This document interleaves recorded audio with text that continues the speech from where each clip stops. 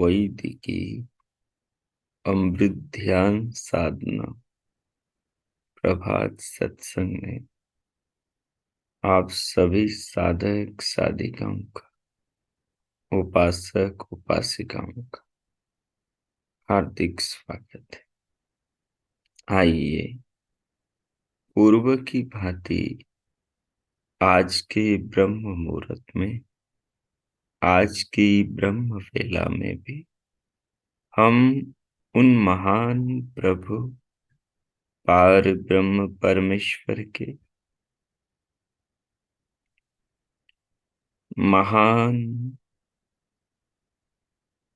स्वरूप का, महान गुणों का, उनकी महान कृपाओं का निज जीवन में, विशाल जगत में, इस शरीर और संसार में, पिंड और ब्रह्मांड में दिव्य दर्शन करें। वे भगवान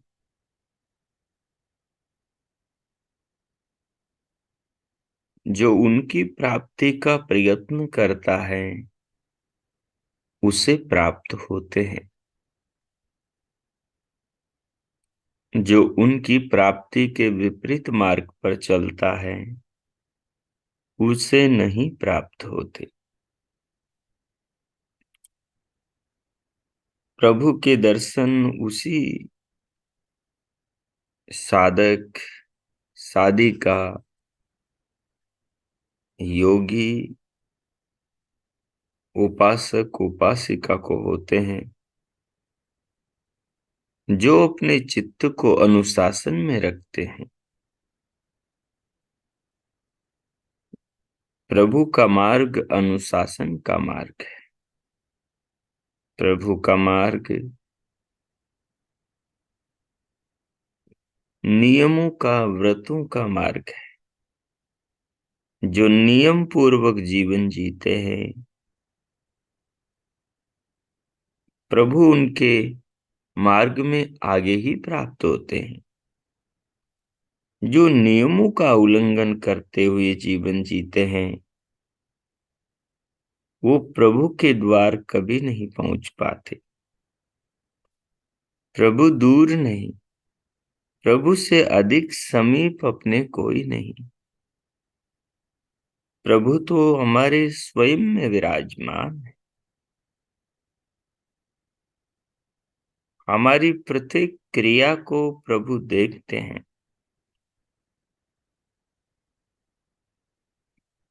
परंतु जो कदम हमारे धर्म की ओर, ज्ञान की ओर, आत्म उत्थान की ओर उठते हैं वे ही कदम प्रभु की ओर उठते हैं। और जो नियमों के, यमों के, व्रतों के, संकल्पों के आत्मा की इच्छा के विरुद्ध कर्म उठते हैं, वे कदम, वे क्रियाएं हमें प्रभु से दूर ले जाती हैं।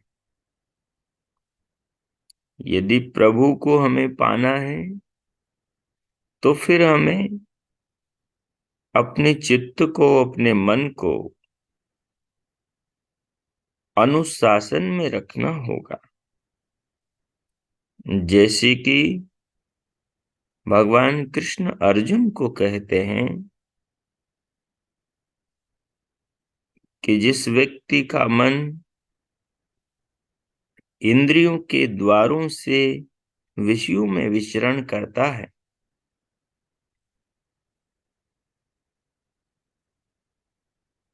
उसकी कभी भावनाएं पवित्र नहीं होती। जिसकी भावनाएं पवित्र नहीं होती, उसको शांति नहीं मिलती, वो अशांत रहता है। और जो अशांत रहता है, उसको सुख की प्राप्ति नहीं होती। जिसको सुख प्राप्त नहीं होते, उसका चित्त खिन्न रहता है।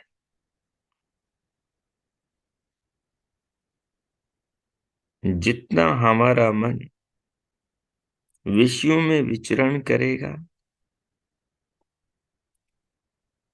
उतना ही हमारा चित्त अशुद्ध संस्कारों का निर्माण करेगा। अशुद्ध संस्कारों के निर्माण से अशुद्ध भावनाएं बनेंगी, और अशुद्ध भावनाएं हमारे अंदर नाना प्रकार के विकार उत्पन्न करेंगे। ऐसा करके हमारे चित्त में शांति उत्पन्न नहीं होगी। शांति के अभाव में हम प्रभु की ओर कैसे बढ़ सकते हैं?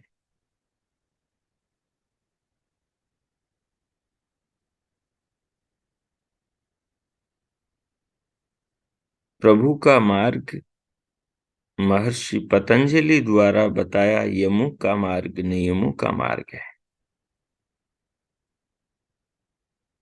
अपने मन को अनुशासन में रखने का मार्ग है। इसलिए भगवान पतंजलि ने योग शास्त्र का पहला ही सूत्र बनाया, अथ योगानुशासनम। योग तो अनुशासन का नाम है। और योग किस चीज का अनुशासन सिखाता है? तो बताया, योग तो चित्त का अनुशासन सिखाता है। जिस व्यक्ति का चित्त का अनुशासन ठीक है, उसे अवश्य जीवन में प्रभु दर्शन होंगे। जिसका चित्त का अनुशासन जितना उत्तम होगा, उसको उतना ही शीघ्रता से प्रभु का दर्शन होगा। जिसका चित्त का अनुशासन बिल्कुल ठीक नहीं है, पल पल में मन उछट जाता है, पल पल में विषयों में विचरण करता है, बार बार पश्चाताप होता है, बार बार भान प्रतीति होती है कि मेरा मन कहाँ जा रहा है। राग में जा रहा है, द्वेष में जा रहा है, ईर्ष्या क्रोध में जा रहा है। जब मन इस प्रकार से विचरित विषयों में, विकारों में होता रहता है, तो अपना मन अनुशासन में नहीं है, ऐसा जानना चाहिए। जिनका मन अनुशासन में नहीं है, उन्हें प्रभु के दर्शन कैसे होंगे?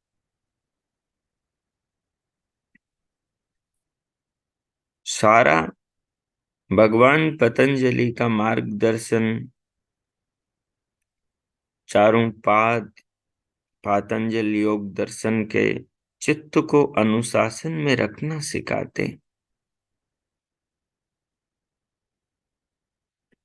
ये अनुशासन अनुसंधान है।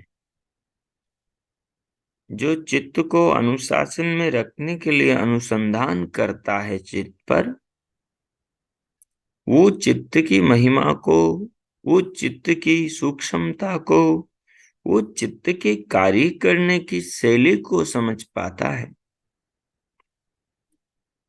जो चित्त के विज्ञान को नहीं समझेगा, जो चित्त के सूक्ष्म कार्य करने की शैली को नहीं समझेगा, वो चित्त को अनुशासन में कैसे रखेगा।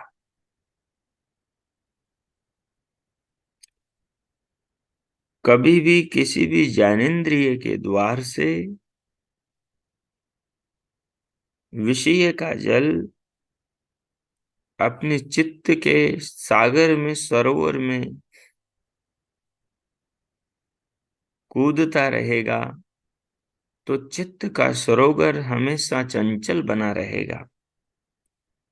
अब जिस विषय का जल इसमें कूदेगा, गिरेगा, उसी विषय की तरंगे चित्त के सागर में उठेंगी, और वे ही तरंगे आत्मा को अपने में आकर्षित करेंगे। वे तरंगे, वे चित्त की वृत्तियां वृत्ति सारूप्यम के नियम के अनुरूप आत्मा को अपनी ओर खींचेंगे, और आत्मा वृत्ति सारूप्यम हो जाएगा। तो जो विषय का जल चित्त के सागर में गिरा है, उसी विषय की वृत्ति उठकर उस वृत्ति में आत्मा फंस जाएगा और चित्त का अनुशासन टूट जाएगा। चित्त के अनुशासन के टूटने से प्रभु का मिलन नहीं होगा, प्रभु का दर्शन नहीं होगा। फिर तो उसी विषय का दर्शन बना रहेगा जिस विषय का दर्शन हमारा चित्त वृत्ति के द्वारा आत्मा को करा रहा है। इंद्रिय द्वार से वो विषय बाहर से भीतर गिरता चला जा रहा है। इसलिए यदि अपने को प्रभु को पाना है तो अपने चित्त को अनुशासन में रखने की कला सीखना होगा।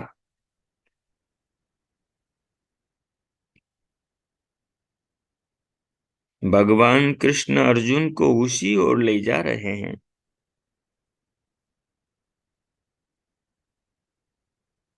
हम अपने आप को अर्जुन के स्थान पर खड़ा करें और देखें कि भगवान कृष्ण जो ज्ञान दे रहे हैं, उस ज्ञान में हम कितने, कहाँ तक बैठते हैं।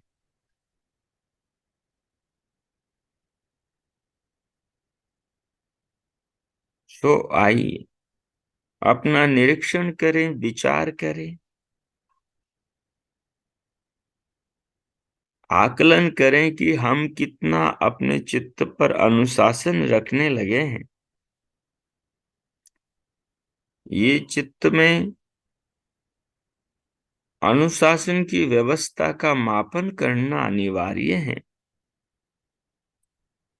ये चित्त अनुशासन का मापन किया जाता है आत्मनिरीक्षण से, और ये आत्मनिरीक्षण साधक का चलता ही रहता है। जो साधक साधिकाएं आत्मनिरीक्षण किया करती हैं, उनको पता लग जाता है कि उनका चित्त उनके अनुशासन में है कि नहीं। चित्त अनुशासन से बाहर निकला कि प्रभु की ओर से भटका। जैसे हमें दिल्ली जाना हो और दिल्ली के विपरीत कोलकाता पड़ता हो, तो विषयों की ओर जाना कोलकाता की ओर जाना है, और विषयों का त्याग करके प्रभु की ओर जाना, दिल्ली की ओर जाना। तो दिन में यदि हम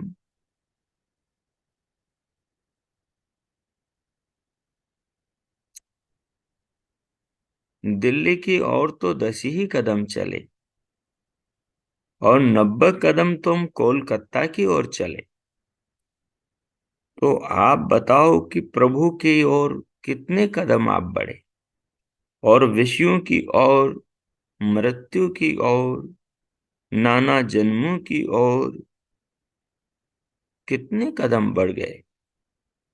एक दिन में ही 90 कदम बढ़ गए आप, और ईश्वर की ओर तो 2 ही कदम बढ़े। ऐसे विचार करो, बीते हुए जीवन में रोजाना 90 कदम बढ़ के कितने बढ़ चुके होंगे। और 10 कदम, क्या ये रोज का मापन है? ये तो एक दिन का मापन है। और हम आत्मनिरीक्षण करेंगे तो पाएंगे कि कभी कभी तो पूरे दिन में 2 ही कदम चलते हैं, 3-4 ही कदम चलते हैं। और 2 कदम चलने में भी अन्य अन्य विचारों का आक्रमण होता रहता है। शुद्ध रूप में कितने कदम चलते हैं?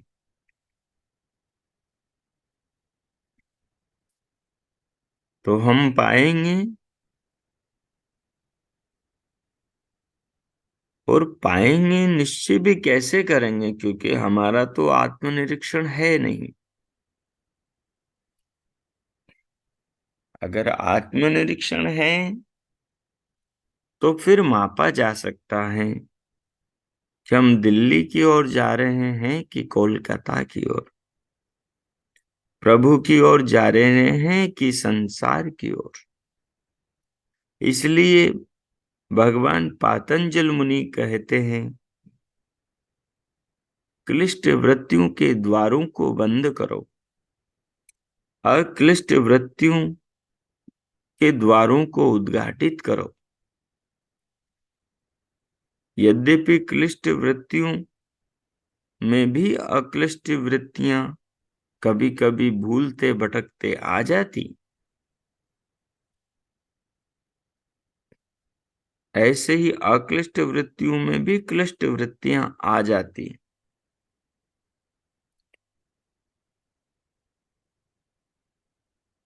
लेकिन इसके लिए अपने को बहुत चौकन्ना रहना पड़ता है, जागरूक रहना पड़ता है।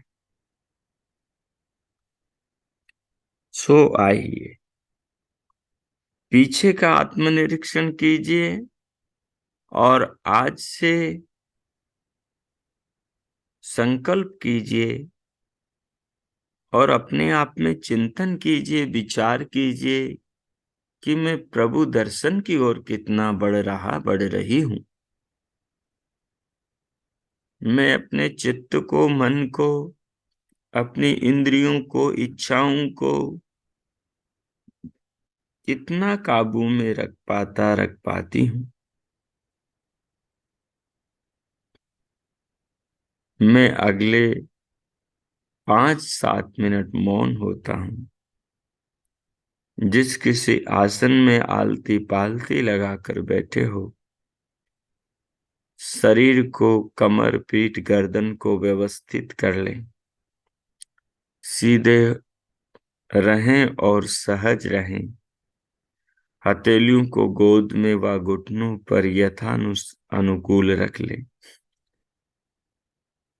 नेत्रों को कोमलता से बंद और पलकों को सहज कर लें। सिर से पांव तक पूरे शरीर को अनुभव करें।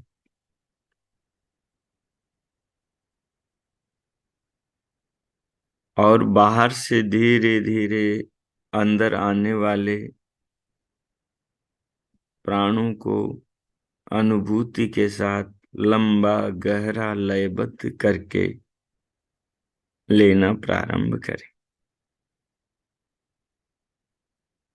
श्वास को भीतर आते सिर से पांव तक की देह को अनुभव करते हुए स्वयं पर फोकस करें।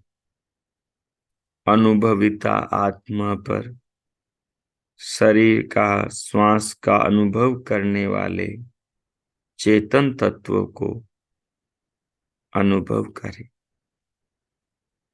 और शरीर के निर्माता, श्वास के दाता, जीवन के विधाता परमात्मा को उनकी दिव्य रचनाओं के माध्यम से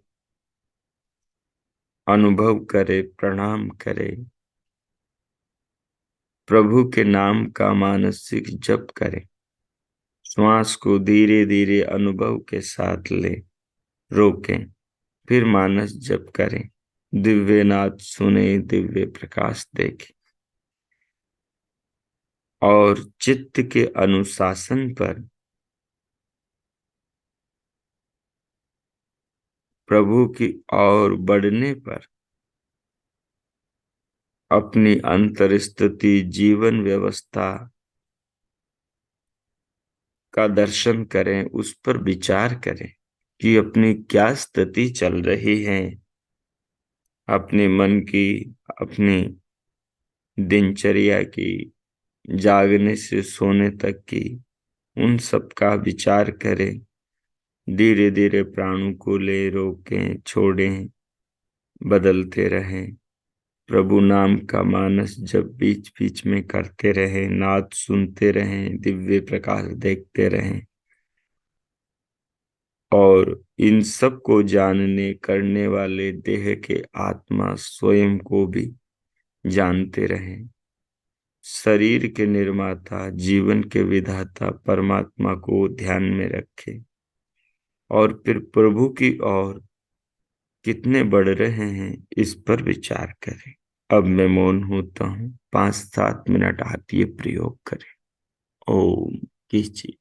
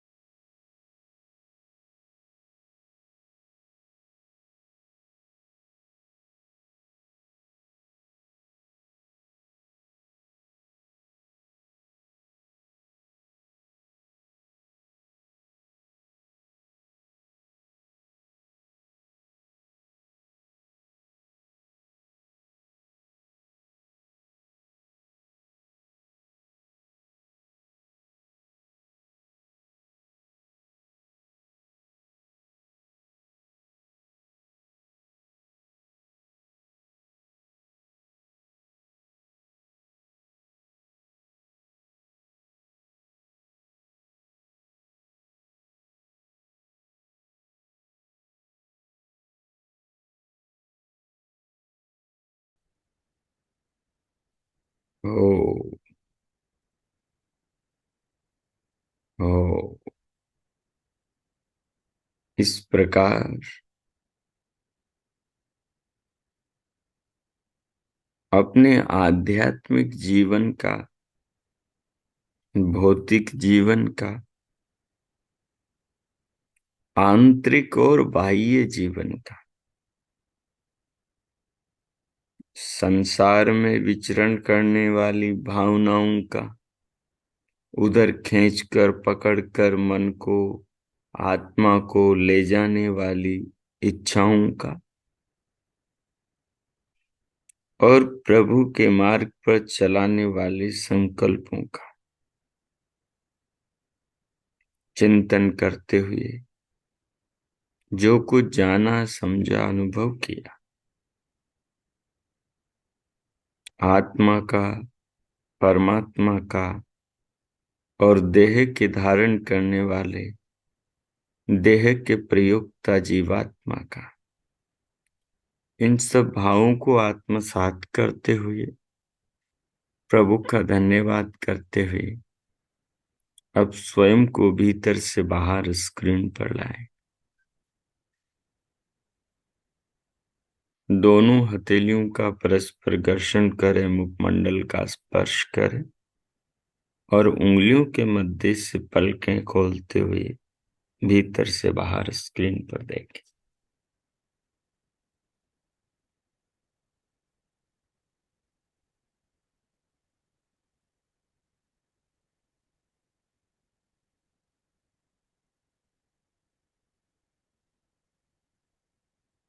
ओ,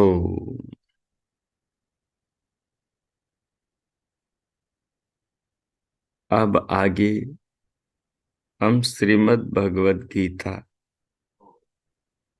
के द्वितीय अध्याय के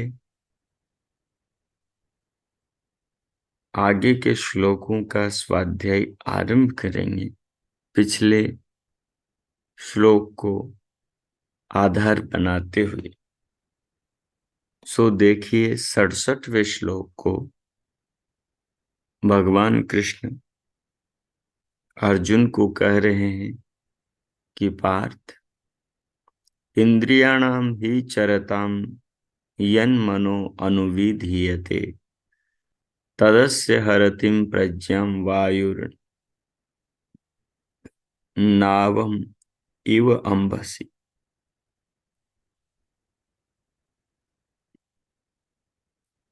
बोले, इंद्रियों के विषयों में विचरण करते हुए जो मन उनके पीछे छोड़ दिया जाता है, मन पर अनुशासन नहीं रखा जाता है, मन को पकड़ के नहीं रखा जाता है, समझाने के लिए मन को लगाम कहा है, विषयों को घोड़े कहा है, और उस मार्ग पर जिन पर विषय मिलते हैं, इंद्रियों को, इंद्रियां खुश होती हैं, उन मार्गों को, उन मार्गों पर जो जो विषय मिलते उनको इंद्रिय रूपी घोड़ों का चारा कहा है। तो जब तक इन घोड़ों की लगाम जो कि मन है उसको बुद्धि के द्वारा आत्मा पकड़ के रखेगा, सारथी के द्वारा आत्मा पकड़ के रखेगा, सारथी बुद्धि है, तब तक ये मन इंद्रियों के विषयों की ओर उच्छृंखल होकर नहीं दौड़ेगा जब तक बुद्धि श्रेष्ठ होगी। बुद्धि बिगड़ी तो मन भी बिगड़ेगा, मन बिगड़ा तो इंद्रियों को विषयों में खींच के ले जाएगा और आत्मा को विषयों में गिरा देगा।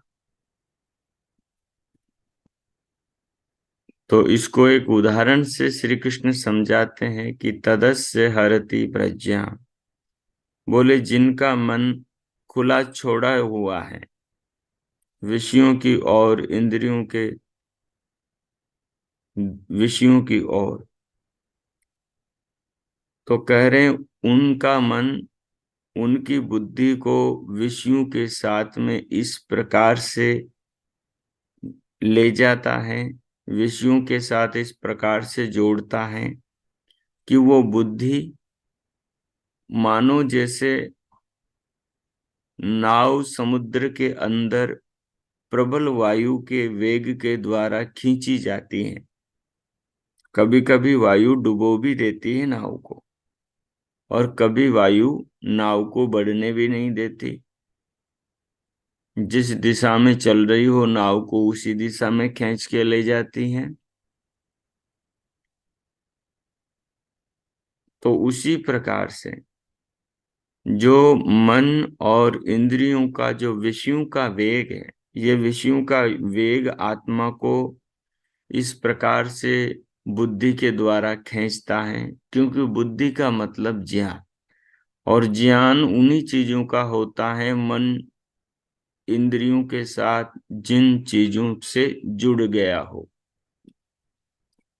तो अपना दिन भर में मन किन चीजों से जुड़ा रहता है, कितनी देर प्रभु से जुड़ा रहता है, कितनी देर देह के अंदर के विज्ञान से जुड़ता है, कितनी देर हमारा आत्म अनुसंधान चलता है, कितनी देर हम सत्य का पालन करते हैं, ब्रह्मचर्य का पालन करते हैं, अहिंसा का पालन करते हैं, अपरिग्रह का पालन करते हैं, शौच संतोष तप स्वाध्याय का पालन करते हैं, ईश्वर प्रणिधान का पालन करते हैं। कितनी देर हम अपने मन को अपने अनुशासन में रखते हुए अपनी चेतना को प्रभु की भावना से ओतप्रोत रखते हैं। कितने शुभ संकल्पों में स्वयं को रखते हैं। हम क्या प्रभु के आदेश का व्यवहार में पालन करते हैं, प्रभु की और प्रभु दर्शन की ओर आगे बढ़ाते हैं, कि अपने आप को भगवान कहते हैं मीठा बोलना चाहिए, तो क्या मीठा बोलते हैं। भगवान कहते हैं ईर्ष्या द्वेष नहीं करना चाहिए, तो क्या ईर्ष्या द्वेष त्याग चुके हैं, त्याग के व्यवहार करते हैं। भगवान कहते हैं जिनसे जीवन पतित हो ऐसे काम नहीं करना चाहिए, तो क्या नहीं करते हैं। अर्थ सुचिता, आहार की सुचिता, विचार की सुचिता, व्यवहार की सुचिता और परिधान की सुचिता हमारे अंदर होनी चाहिए। तो क्या ये सुचिताएं पवित्रताएं अपने जीवन में हैं कि? तो ये सारी चीजों का हमने एक कवच पहनना होता है। हम जब विचार करेंगे तो जानेंगे कि अपनी क्या स्थिति है। उसी का अभी ध्यान में हमने विचार किया। तो श्री कृष्ण यहाँ अर्जुन से इस प्रकार की वार्ता कहते हैं, और ये कहते हुए फिर आगे कहते हैं कि तस्मात् यस्य महाबाहो निगृहीतानि सर्वशः इंद्रियाणि इंद्रियार्थेभ्यस्तस्य प्रज्ञा प्रतिष्ठिता। बोले किसकी बुद्धि प्रतिष्ठित होती है, उसके कल्याण की ओर उसे ले जाने वाली होती है, अनुशासन में उसके मन को रखने वाली होती है। तो कहा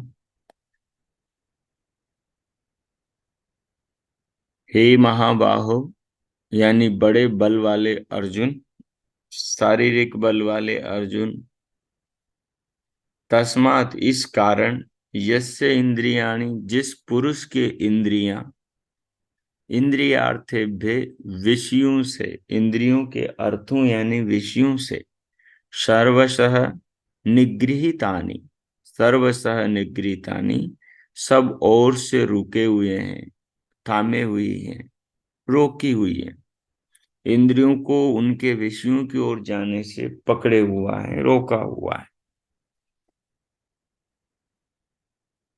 इंद्रियां हाथ से तो रुकने वाली चीजें नहीं है।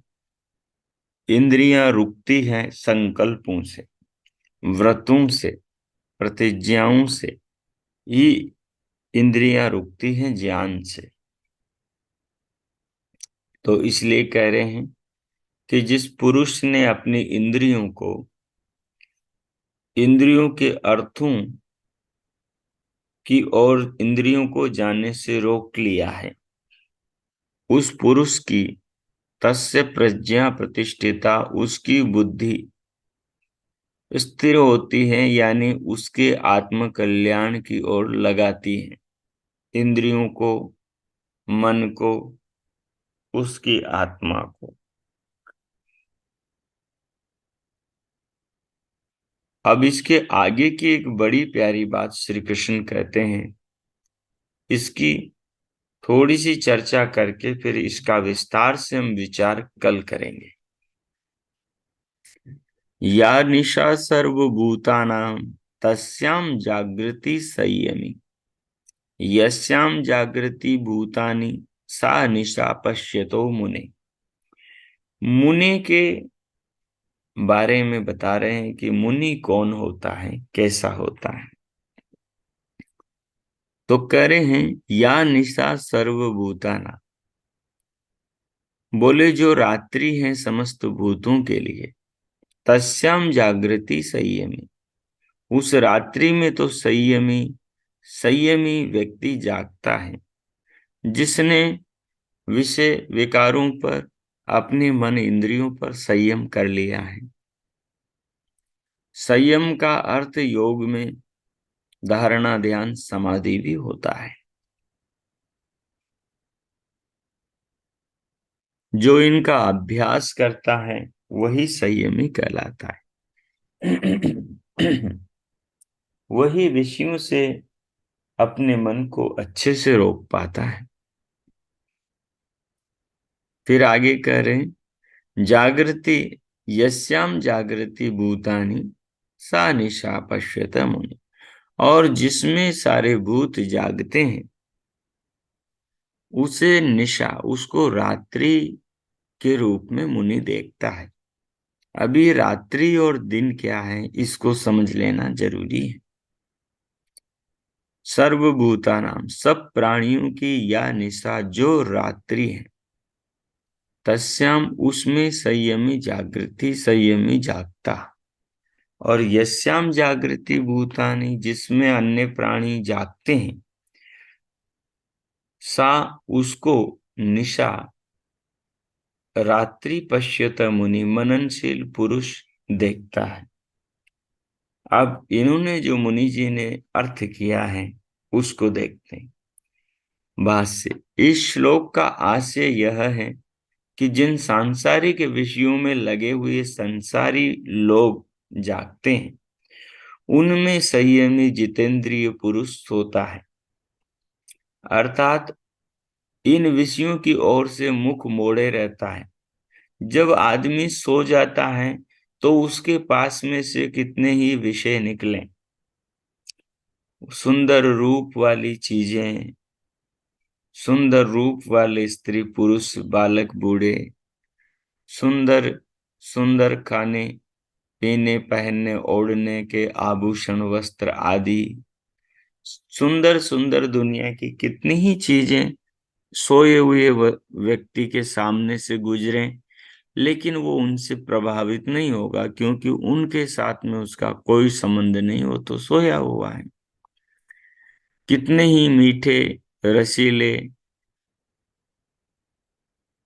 वासनात्मक, मन को विचलित करने वाले शब्द इधर उधर उच्चारण किए जा रहे हो, लेकिन सोए हुए व्यक्ति को सुनाई नहीं देते। कितने ही आसपास के स्पर्श हो, मीठे फल हो, कुछ भी विषय हो इंद्रियों के, लेकिन सोए हुए व्यक्ति को इंद्रियों का, विषयों का कोई बोध नहीं होता। ऐसे ही जिस व्यक्ति ने सांसारिक विषयों से अपने मुख को, अपने मन को मोड़ रखा है, जो सांसारिक विषयों में अन्य लोगों की तरफ फंस नहीं रहा है। देखो, संसार में लोग, बाजार भरे हुए हैं, भीड़ इतनी है, निकलने की जगह नहीं है। सब लोग शरीर को सजाने संवारने के लिए किस प्रकार से दौड़े जा रहे हैं। सारे लोग विरोचन के बंधु बने हुए हैं।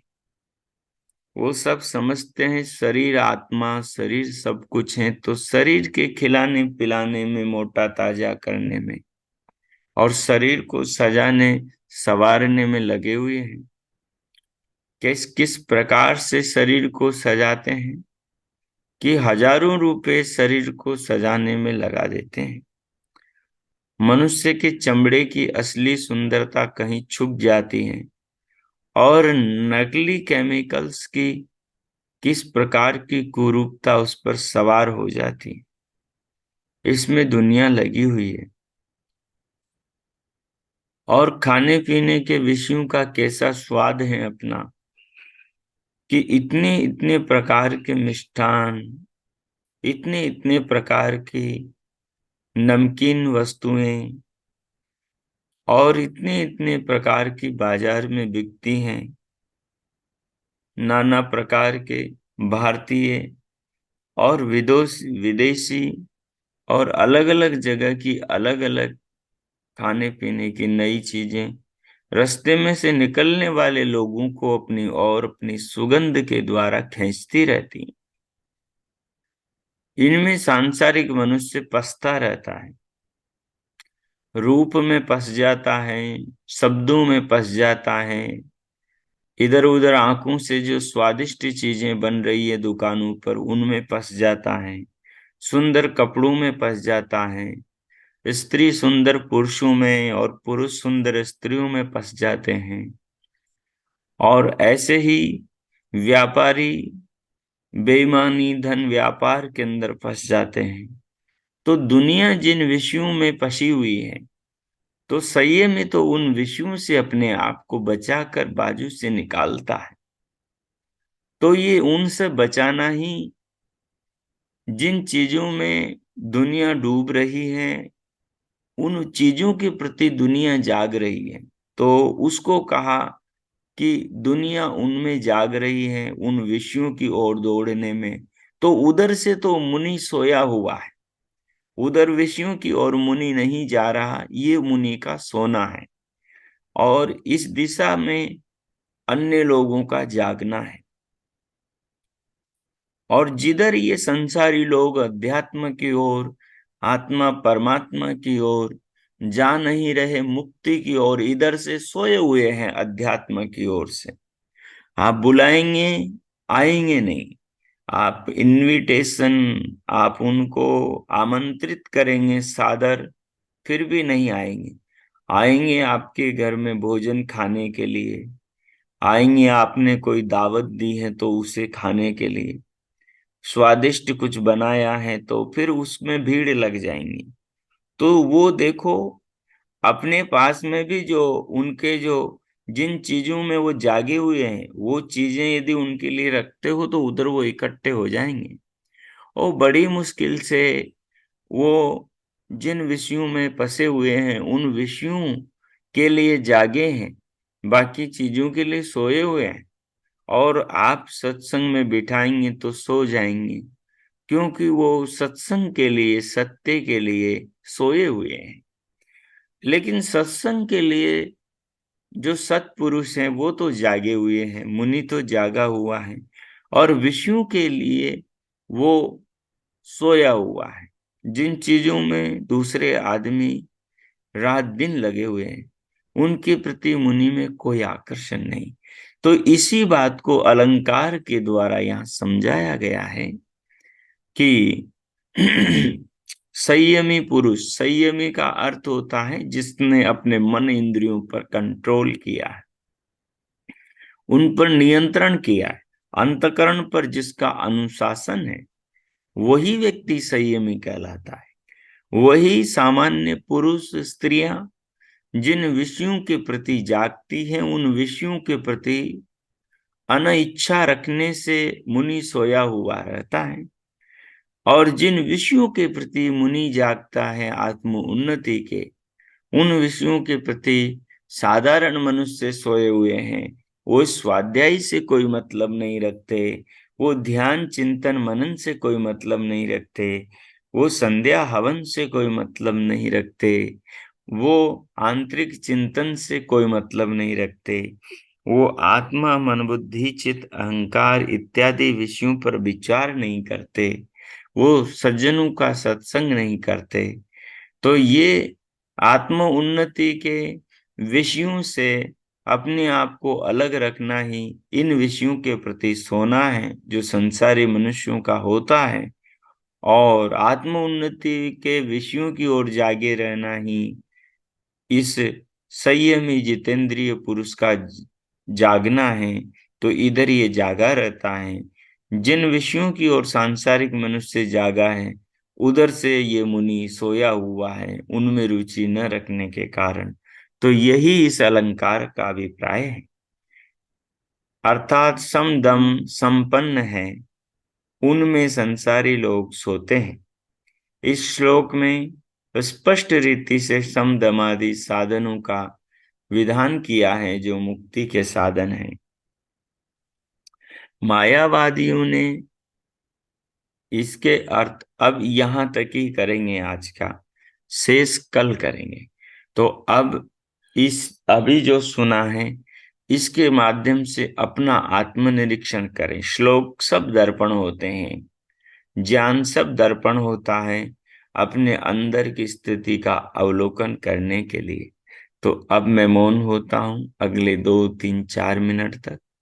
आप इस श्लोक के अनुसार अपना आत्मचिंतन करें और प्रभु का फिर धन्यवाद करेंगे, महापुरुषों में श्रद्धा रखेंगे, और फिर हम शांति पाठ करेंगे। तो अब मौन होता हूं 3 4 मिनट तक, ये प्रयोग करें। ओम कीजिए।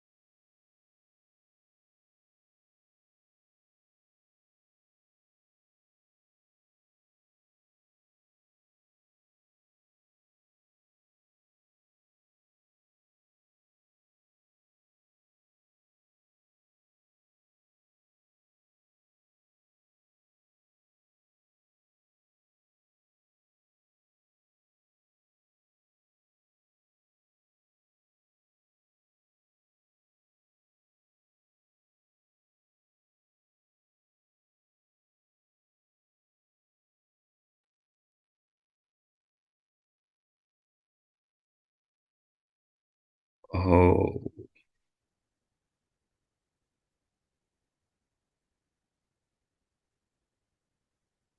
हो। इस प्रकार श्लोक के भाव को जीवन में देखते हुए, आत्मसात करते हुए और प्रभु का धन्यवाद करते हुए, इस जीवन के लिए, इस महान आत्म कल्याण के अवसर के लिए, केवल मनुष्य जीवन में ही प्रभु की ओर हम बढ़ सकते हैं। अन्य सब जीवन प्रभु की ओर बढ़ाने वाले नहीं। इस पर विचार करते हुए और महापुरुषों के प्रति सद्भावना और जीवन लक्ष्य के प्रति स्वयं में जागरूकता लाते हुए अब हम शांति पाठ करें, प्रभु में अनंत आस्था रखते हुए। ओम। ओम। ओम शांति शांति शांति। ओम। ओम। आज का आप सबका दिन शुभ हो, मंगलमय हो। प्रभु सबका मंगल करें। सबके लिए बहुत बहुत मंगल कामनाएं, शुभ कामनाएं। इति ओम शांति। अब आप में से किन्हीं को कुछ पूछना है तो पूछ सकते हैं, उनका स्वागत है।